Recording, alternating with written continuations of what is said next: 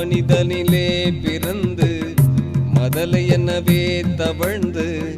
அழகு பெறவே நடந்து இளையோனாய் அருமடலையே மிகுந்து குதலை மொழியே புகன்று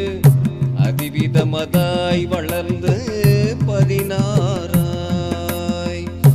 அருமடலையே மிகுந்து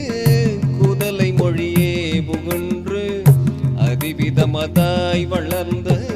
16 சிவகலைகள் ஆகமங்கள் மிகவும் மறைவோது மன்பர் திருவடிகளே நினைந்து துதியாமல் சிவகலைகள் ஆகமங்கள் மிகவும் மறைவோது மன்பர் திருவடிகளே